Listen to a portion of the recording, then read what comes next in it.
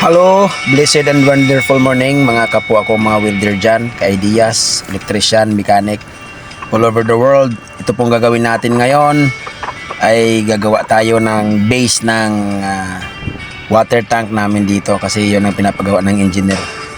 Ako daw ang gagawa. So, I am praying ng ating mga puso ay nasa Diyos at nasa Panginoong Hesus para kung ano man natin ginagawa, gagawin natin itong may kasayahan sa ating puso. Siyempre, susukatan muna natin yan mga ka-ideas kung ano po ang tamang sukat para paglapag mamaya ng ating tangke sa ating base o sa ating bed niya gagawin natin ay tamang-tama lang talaga. Ito na mga ka-ideas, tatapos na ating measurement. Ito lang oh. Oh. Only carpenters can understand. Umpisa na natin ang paggawa. God bless. Siyempre dito mga ka-ideas, nilapag ko muna yung mga dapat natin kailangan ng mga tubular.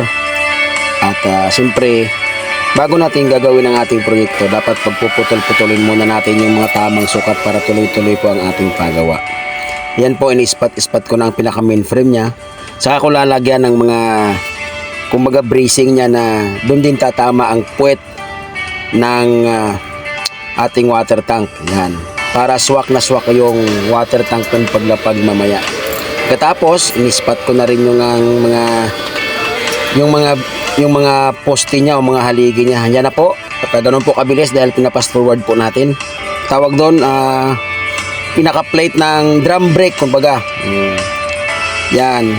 Tsaka ipo-full weld na natin lahat yan kasi na ano na natin, kumbaga nalapag na natin siya ng tama. So magpo-full weld na lang tayo dito mga kaibigan. Samahan niyo po ako hanggang sa matapos itong project natin.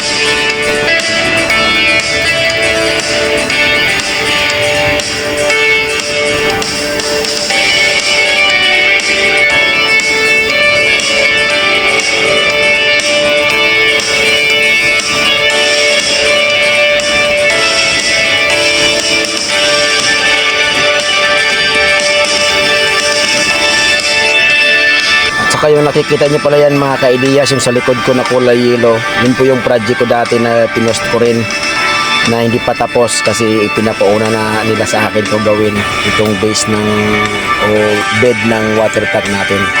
Baka nasa susunod na mga araw matatapos din natin project na yung isa, yung forklift basket.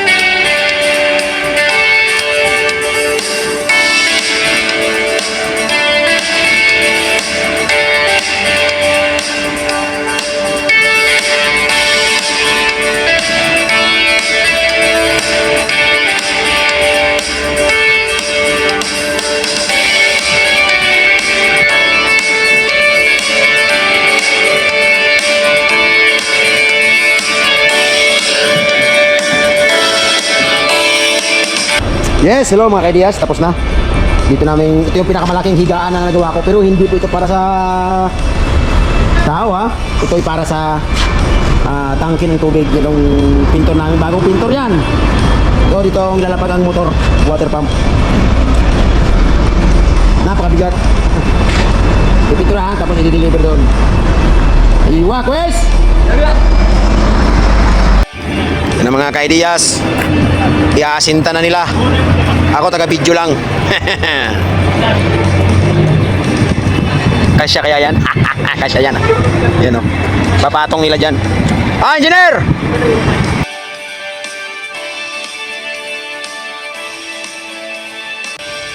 Engineer Madan.